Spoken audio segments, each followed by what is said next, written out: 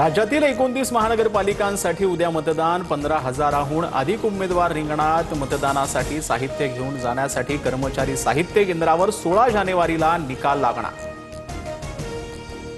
राज्यात भाजपची तर मुंबईत ठाकरे बंधूंची प्रतिष्ठा पणाला. 227 प्रभागातून सर्वाधिक 1700 उमेदवार रिंगणात. इचलकरंजी आणि जालन्यात पहिल्यांदाच लोकशाहीचा उत्सव. 65 जागांसाठी मतदान होणार.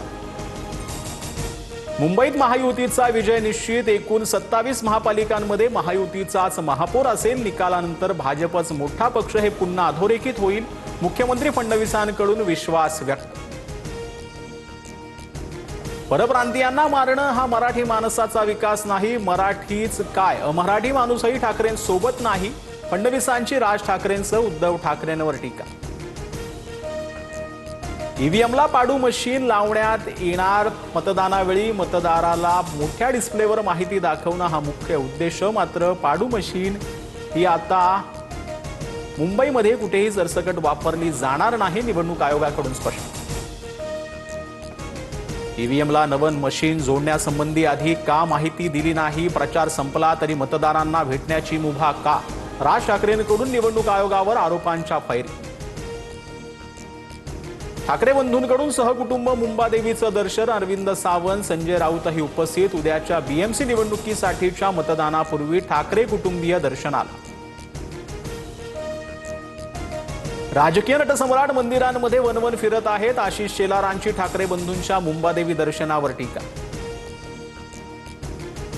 बिनविरोध नगरसेवकांविरोधातील मनसेची याचिका मुंबई हायकोर्टानं फेटाळली. चुकीच्या मुद्द्यावर युक्तिवाद करताय म्हणत कोर्टानं ॲडव्होकेट सरोदेंना दंड ठोठावला. याचिका फेटाळल्यानंतर पुढील पर्यायांबाबत राज ठाकरेंची सरोदेंसोबत चर्चा.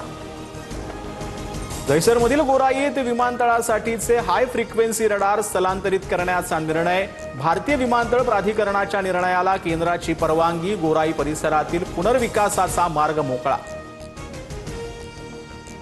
शंकर जगतापांचा उमेदवार नमक हरामी. अश्विनी जगतापांच्या स्टेटसनं गृहकलह चव्हाट्यावर. भाजपचे उमेदवार ज्ञानेश्वर जगतापांवर निशाणा. काही तासात स्टेटस डिलीट.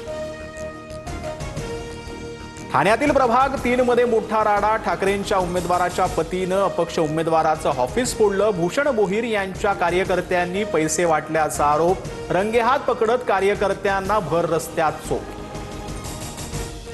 खारघर सेक्टर 20 मध्ये पैशांनी भरलेली बॅग जप्त. बॅग भरून पैसे मतदारांना वाटण्यासाठी आणल्याचा संशय. प्रकरणी गुन्हा दाखल.